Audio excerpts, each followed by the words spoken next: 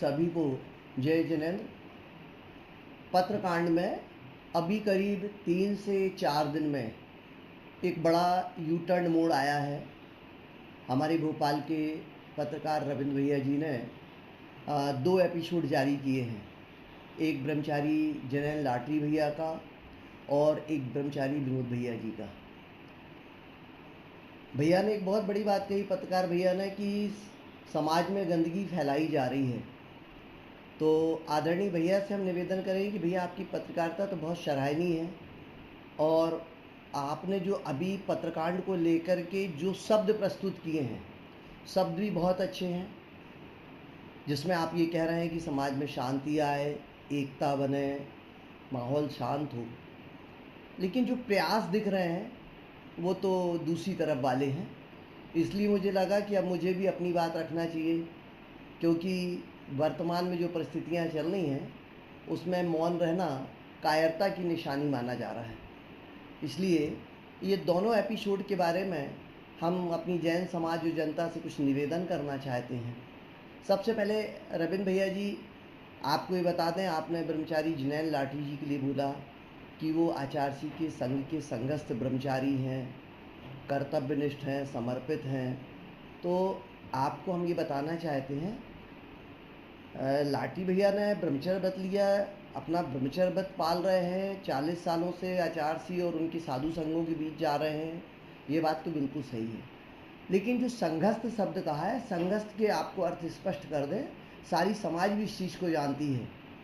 संघस्थ में 3 चीज़ें हैं। या तो आचार्य ने जो आश्रम बनाए हुए हैं वहाँ पे ब्रह्मचारी भैया या बहन जाकर के निवास करते हैं तो मानते हैं कि उन्होंने घर का त्याग कर दिया, या फिर आचार्य या उनके साधु संघों के साथ रहते हैं और साधना करते हैं, वो संघस्थ कहलाते हैं।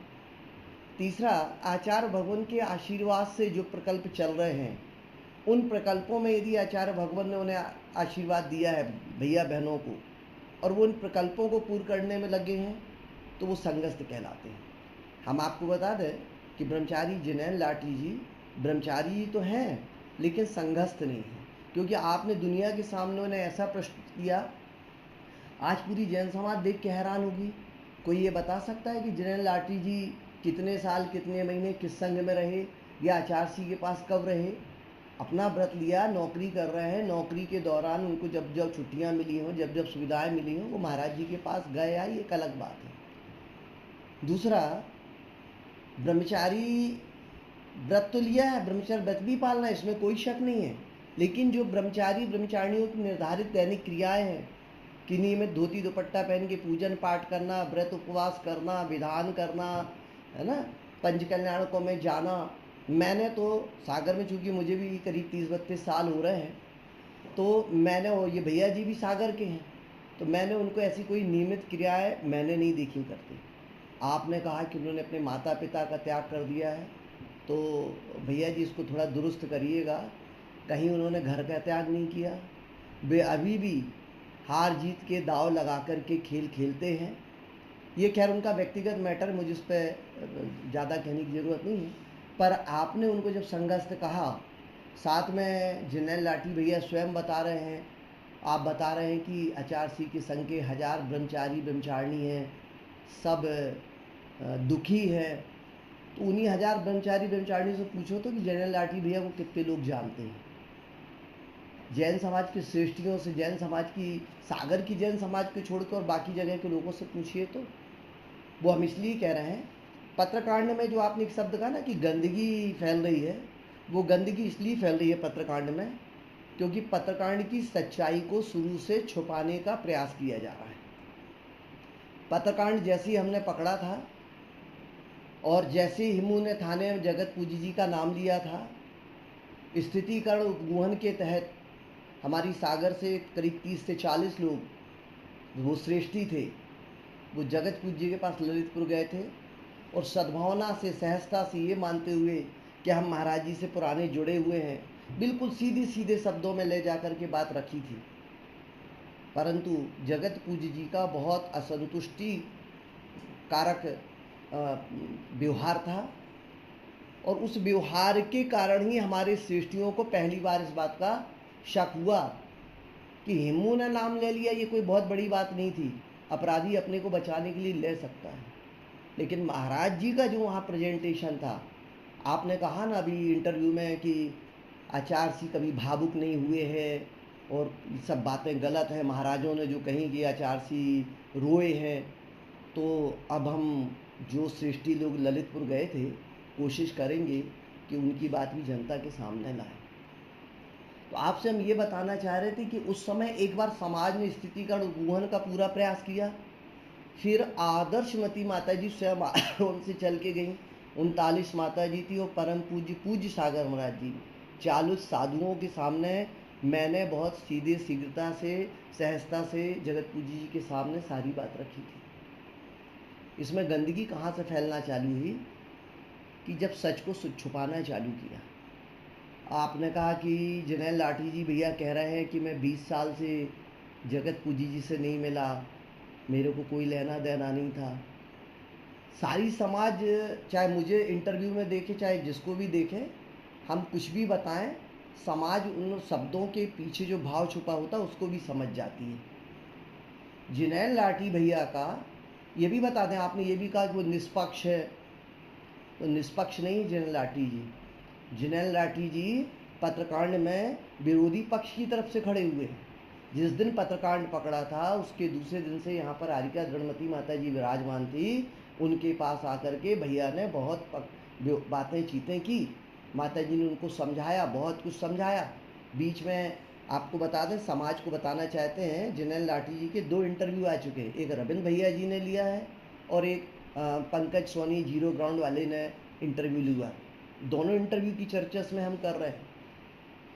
जरनैल लाठी जी ने पिछले इंटरव्यू में ये भी कहा है कि वो ललितपुर गए थे, वहाँ वो इस प्रश्न को क्लियर कराना चाह रहे थे। एलक सिद्धांत सागर जी ने रोका, आरिका गुरुमती जी, आरिका दृढ़मती जी ने रोका, इन पर दबाव डाला गया वगैरह वगैरह।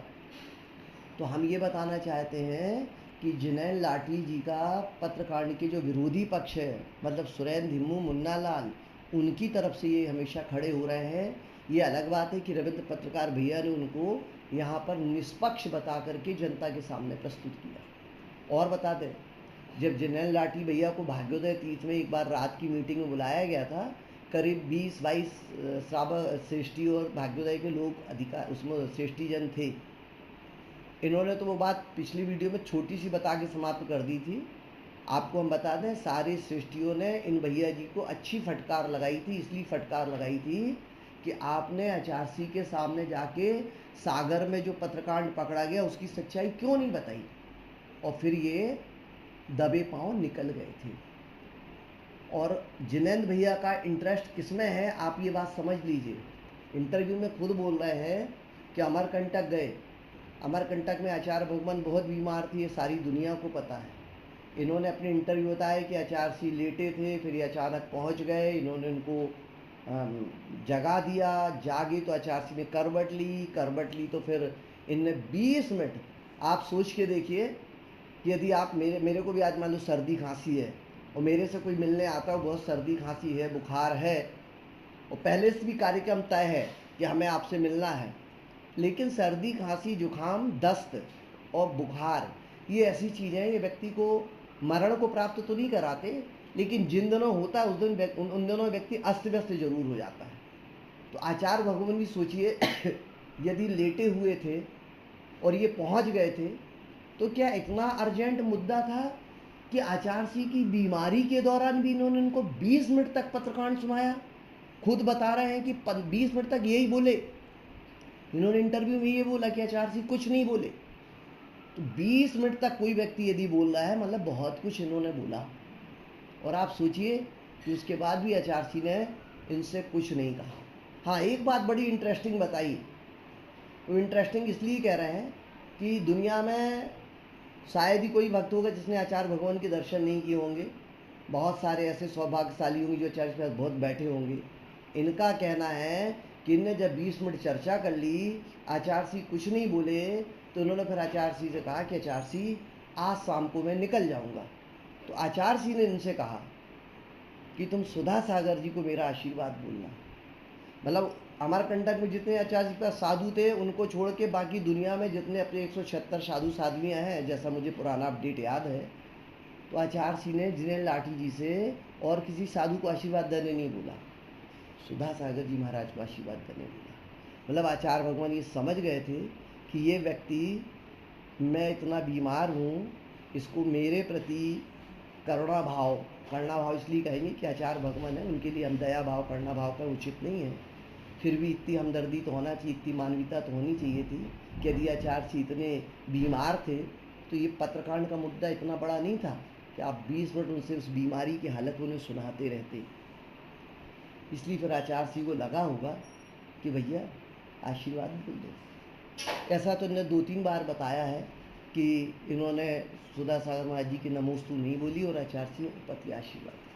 सारे दर्शक इस बात को खुद समझ गए होंगे कि जिनेन्द्र लाठी जी का इस केस में कितना इंटरेस्ट है। दूसरा, रविंद्र भैया जी ने एक बात कही कि इस पत्रकांड को क्यों फिर से लाया जा रहा है। रविंद्र भैया जी, आप से मेरा परिचय वैसे तो नौकरी दौरान था ही था, जब योगेश मुमुक्षु पकड़ा गया ही था, आप ही ने और हमने मिलके, आपकी मेहनत ज़्यादा थी उस केस में।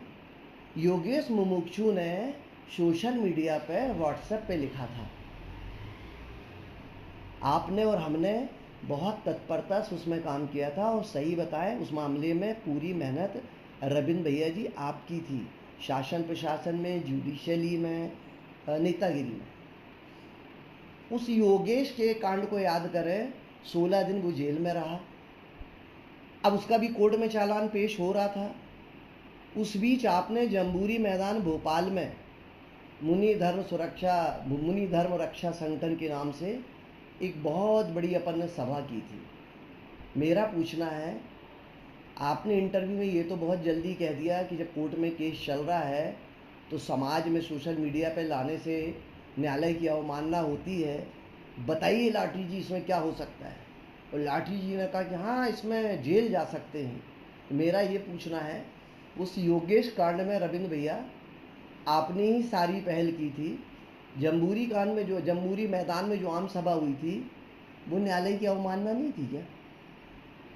लेकिन आपका हम दोहरा व्यवहार देख रहे हैं तो बड़ा दुख हो रहा है। योगेश मुमुक्षु था, उसने आचार्य सिंह के उस संघ के खिलाफ लिखा था, तो आप उसको फांसी के तख्ते पर ले जाना चाह रहे थे, हमारी सजा इस लेवल की हो रही थी। और पत्रकांड जो संघ के ही लोगों ने करवाया है, खूब अनुमोदना करी है, खूब पीछे से सपोर्ट किया है, आज उसके मामले में आप ये कह रहे हैं कि समाज में नहीं आना चाहिए। योगेश की जो आम सभा थी वो पूरे राष्ट्र भर में फैली थी। यदि 126 देशों से जगत पूज्य जी सागर के मंच से ये भी आपको कर दें, कोर्ट की अवमानना का दोष मुझे बाद में लगेगा, पहले जगत पूज्य जी को लगेगा, क्योंकि जब न्यायालय में केस चल रहा था, नीलम शुक्ला 3rd ADJ के यहाँ से खारिज नहीं हुआ, ये भी आप ध्यान रख लें। उन्होंने ये लिखा है उसमें कि अभी तक की गई विचारण की कार्रवाई शून्य मानी जाती है, अपराधियों के दोष मुक्ति और दोष सिद्धि इसका प्रभाव नहीं रहेगा। उसमें हम लोग हाई कोर्ट गए, अभी हाई कोर्ट में विचाराधीन तो है। पत्रकार भैया, आप इतना तो खूब अच्छे से जानते हैं, उस केस के विचाराधीन रहते हुए सार्वजनिक मंचों से उसको निर्दोष साबित कर देना कहाँ तक उचित है। आपका ये प्रश्न है, और जिनेन्द्र लाठी जी का ये प्रश्न, और समाज के भी कुछ तथाकथित लोगों का प्रश्न है कि कुंडलपुर में आचार पधार होना तो वहाँ क्यों नहीं बोला गया। ये बात हम वैसे बता चुके हैं, आपने जानबूझ के प्रश्न किए, इसलिए हम इसको फिर से दोबारा उत्तर देते हैं। जब हम लोग आरिका आदर्शमती माता जी के साथ ललितपुर गए थे, 39 माता जी थी और एक परम पूज्य सागर मुनि महाराज थे। 40 साधुओं के सामने जगत पूज्य जी ने हमसे ये ऑडियो सुनने के बाद कायसर कराया था, और 40 साधुओं के सामने यह कहा था कि हिम्मू जब जेल से छूट के आ जाएगा, 2, 4, 6 महीने में उसको अपने पास रखूँगा, कॉन्फिडेंस में लूँगा, और फिर जो सत्य आएगा मैं बताऊँगा। ठीक, फरवरी में हिम्मू छूटा 2023 में, 2000 नवंबर दिसंबर में आचार्य भगवान का स्वास्थ्य बिगड़ा, 2024 में फरवरी में समाधि हो गई एचआरसी की, और आचार पदारोहण हुआ।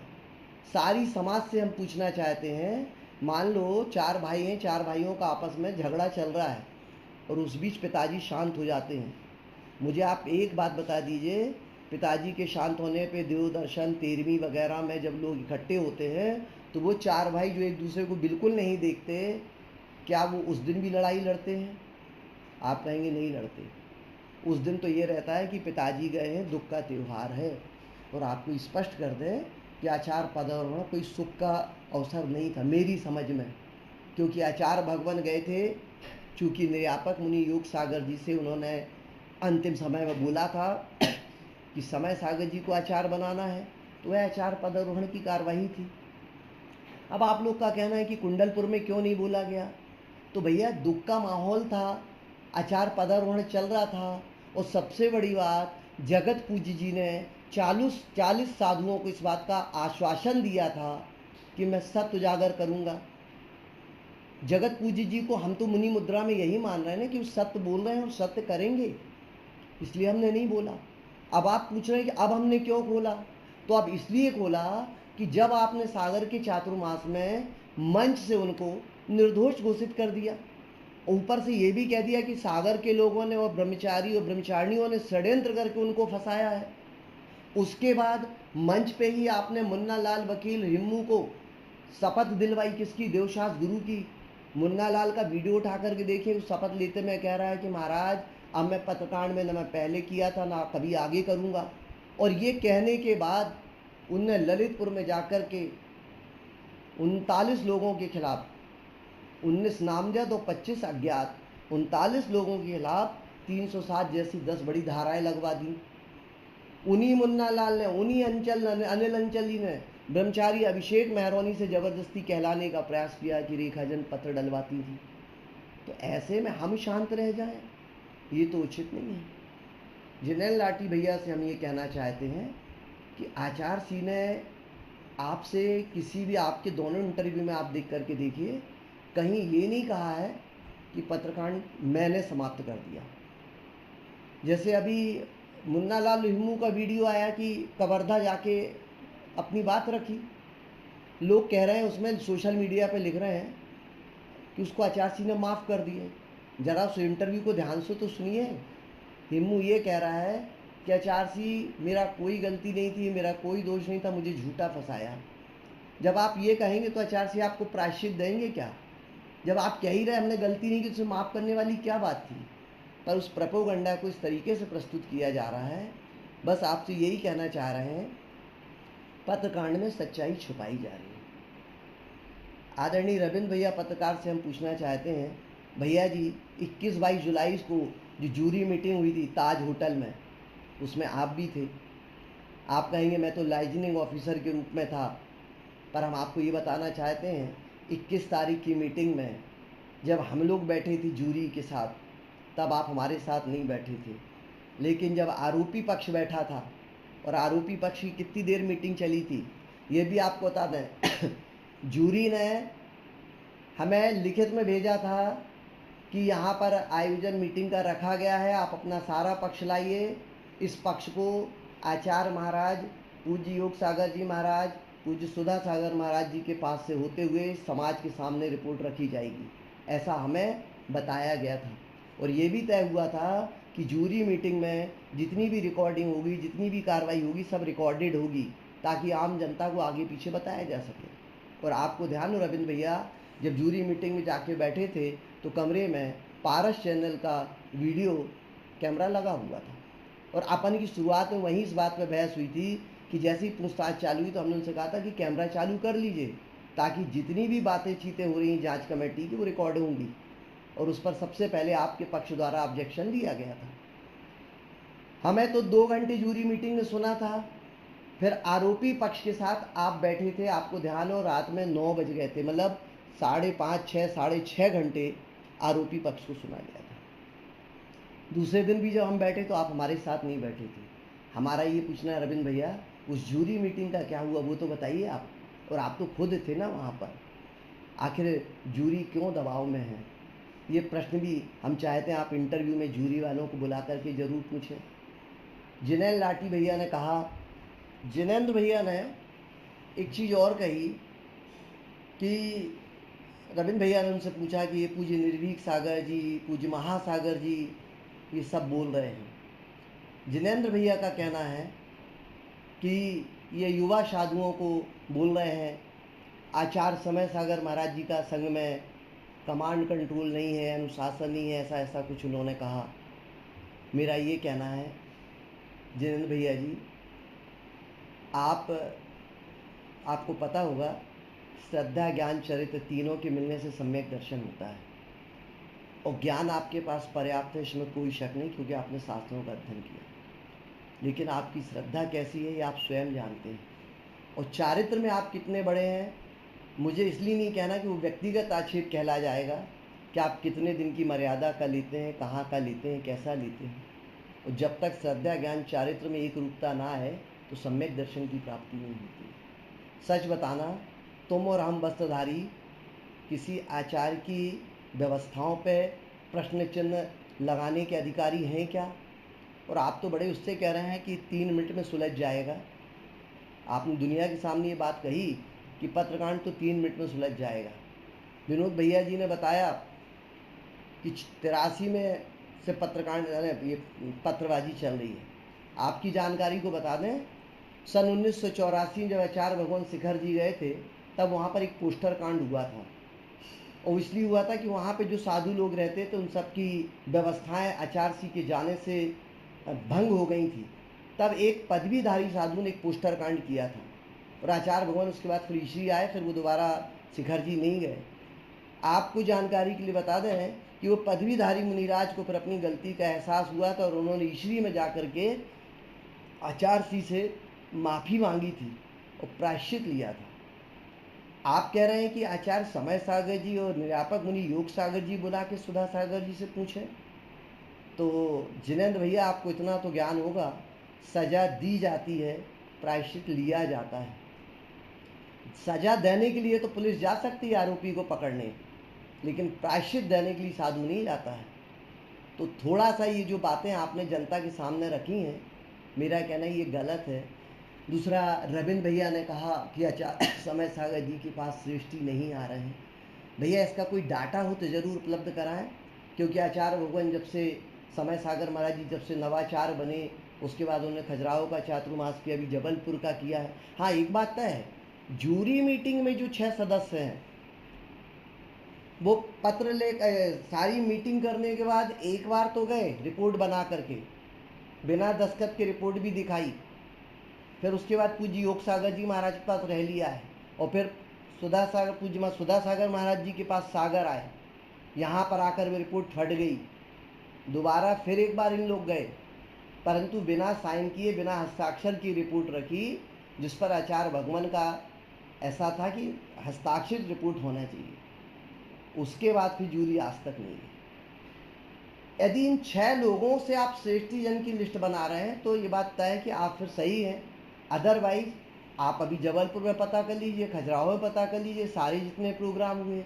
मेरा ये कहना है रविंद्र भैया, ऐसे डायरेक्ट आरोप आचार्य जी की व्यवस्थाओं पे लगाना मेरे ख्याल से तो उचित नहीं है। और निर्भीक सागर जी और महासागर जी और 5 साधु जो बोले, सारी दुनिया से हम पूछना चाहते हैं कि आचार्य जी ये वस्त्रधारी, चाहे ब्रह्मचारी जिनेंद्र भैया हो, चाहे ब्रह्मचारी विनोद भैया हो, इनसे तो अंतरंगी की चर्चा कर रहे हैं। तो पर हम भी वस्त्रधारी थे, हम भी ब्रह्मचारिणी थे, हम भी 32 साल से आचार्य जी के साथ लगे हैं। सागर समाज के श्रेष्ठी जिन्होंने पत्रकांड पकड़ा वो भी आचार्य जी के पास गए थे, तो उन सबसे भी आचार्य जी ने अपने अंतरंग की बात कही। जैन धर्म शादवाद पे आधारित है, कोई ज़रूरी तो नहीं कि जिस अपेक्षा से आप बात कर रहे हो उस अपेक्षा से आचार्य जी ने हमसे ना की। दूसरी बात, ऐसा कुछ नियम है क्या कि आचार्य जी गृहस्थों से और व्रतियों से सत्य बोलते थे? कितनी बड़ी बात आप लोग कह रहे हैं समाज के सामने कि जो 5 महाव्रतियों ने इंटरव्यू दिया है वो सही नहीं है। मतलब आप ये कह रहे हैं कि आचार्य जी ने उनसे सत्य नहीं कहा, या इसका मतलब ये निकल रहा है कि जो साधु लोग बोले वो सत्य नहीं है। रविंद्र भैया, यदि आप अभी पूज्य दुर्लभ सागर जी का आपने परसों नरसों इंटरव्यू लिया पठारी में मूर्तियों के संबंध में बताने, यदि उनने इंटरव्यू दे दिया मतलब उस संघ में नहीं है। क्यों? क्योंकि साधु से नहीं पूछा। या साधु की अनुमति नहीं है, ये पैरामीटर कैसे आप बना रहे हैं?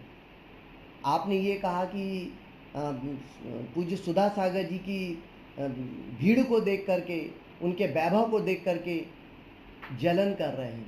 हालांकि मेरे लिए नहीं कहा, लेकिन कहा तो आपने, और इसलिए कहा कि इसमें पत्रकांड में दो पक्ष बने हुए हैं। आपको थोड़ा सा बता दें, सभी ज्ञानी लोग सुन लें कि यश और अपयश कर्म सिद्धांत के अनुसार कर्म है, और ये मात्र साधुओं के साथ यश और अपयश होता है ऐसा नहीं है। आप जाकर के देखिए कान्हा किशली में शेरों का अभ्यारण्य बना हुआ है, आपको मालूम है लाखों लोग साल भर में जाकर के उन शेरों को देखने जाते हैं। अभ्यारण्य में 2-2 दिन होटलों में रुकते हैं। क्यों? क्योंकि उस शेर के भी यश नाम कर्म का उदय है। यश नाम कर्म का उदय होता है, इसलिए इंसान चल के उस त्रियंच जीव को देखने जा रहा है और उसको देख के खुश हो रहा है। इसका मतलब कि वो शेर पापी नहीं है, त्रियंच जीव है, सबसे क्रूरतम जीव है। तो ये कोई पैरामीटर नहीं होता है, ठीक है ना। और यश और अपयश तो पिछले भाव का पुण्य है जिसको भोग रहे हैं। और एक बात बताते हैं, भीड़ और हजूम ये किसी के त्याग तपस्या साधना का पैरामीटर नहीं हो सकता है, प्रभावना का एक अंग हो सकता है। और ये भी बता दें, सोशल मीडिया पे अभी जो प्रचार प्रसार किया जा रहा है, इस पर भी रोक लगनी चाहिए। भीड़ से कोई मोक्ष नहीं जा सकता।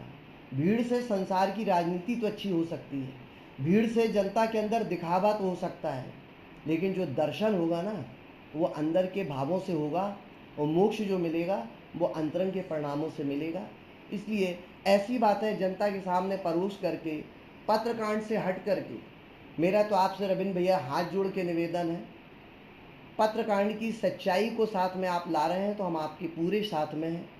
थोड़ा सा ये भी बता दें कि रविंद्र भैया के मामले में कि योगेश कांड के बाद हमने और रविंद्र भैया ने एक पपौरा कांड भी देखा था, मतभेद हुआ, वहाँ से हमारी और रविंद्र भैया की भी बोलचाल की दूरी बढ़ गई।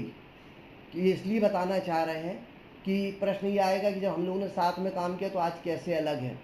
तो वो कुछ हालात ऐसे बने, उस पर इसलिए नहीं जाएंगे कि मेरा इस समय सिर्फ फोकस पत्रकांड पे है, और पत्रकांड से हट के हम कोई चर्चा नहीं करते। आपसे निवेदन है कि जो सोशल मीडिया पे विषय से हट कर के लिखते हैं, जैसे अभी एक ये विनीत ताले वाला फटाका वाला भैया है, इसने बोला, इनने तो गजब ही कर दिया। इतनी बड़ी जनता के सामने सोशल मीडिया पे इनने पपौरा कांड की रिकॉर्डिंग को उठा करके कितने प्रेम से पत्रकांड में दिखा दिया। इन्होंने ये बोल दिया कि रेखा दीदी मानसिक रूप से बीमार है। ये तो चलता है, हम पुलिस की नौकरी में रहे इसलिए इसको हम चलता ही कहते हैं, क्योंकि जब आप किसी के खिलाफ कार्रवाई करते ना तो आपको धन्यवाद नहीं देता। लेकिन इतना तो है, हमारी बीमारी तो प्रूफ नहीं हो पाई, लेकिन विनीत भैया की बीमारी प्रूफ हो गई कि इन्होंने पपौरा कांड की जगह पत्रकांड में बात फिट कर दी। उससे पिछली गया छल कपट के लिए। अभी विदिशा में एक अविनाश जैन है, कल उनने एक पोस्ट डाली है, उसमें वो लिख रहे हैं कि रेखा दीदी सुरेंद्र हिमू से पत्र डलवाती थी। तो आप लोग क्या चाहते हैं? पत्रकांड की जिम्मेवारी मुझे देना चाहते हैं? हम तो कहते हैं जूरी कमेटी आके दुनिया के सामने बता देना पत्रकांड की सच्चाई क्या है। और आज नहीं, साल भर से कहते आ रहे हैं कि यदि हम दोषी होंगे तो समाज जो सज़ा देगी वो स्वीकार है। लेकिन जगत पूज्य जी ने हम लोगों को आश्वासन दिया था, उसके चलते कुंडलपुर में शांति रखी, उसके चलते 1.5 साल शांति रखी। लेकिन जब सागर में इन्होंने सत्य की जगह असत्य को फैलाया, तब जाकर के हम लोगों ने कहने का साहस चालू किया। और आज फिर जगत पूज्य जी से कहते हैं कि जगत पूज्य जी, हिमू ने ये तो बता दिया था कि पत्र आप देते थे, ये रिकॉर्डिंग में है। भतीजे गौतम की और भैया ऋषभ की और भाभी हीराबाई की रिकॉर्डिंग पकड़ी गई, जिसमें पूरे पत्रकांड की बातें लगभग वही हैं। हमारा तो आपसे ये पूछना है कि आपको वो पत्र कौन लाके देता था, ये बात आपको बतानी चाहिए। इसलिए बतानी चाहिए कि हम फिर बोलते कि पत्र आपने नहीं लिखे हैं, लेकिन पत्रकांड में कौन इन्वॉल्व है ये आप खूब अच्छे से जानते हैं।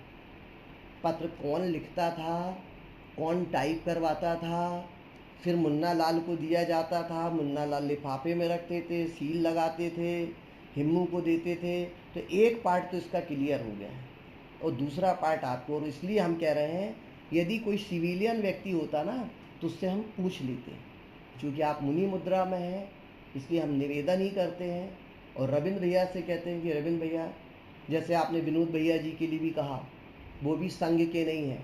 संघस्थ की जो परिभाषा वो विनोद भैया के साथ नहीं है, और विनोद भैया भी निर्विवादित नहीं है, ये सभी समाज सुन लें। विनोद भैया भी पत्रकांड के आरोपियों के पक्ष में है।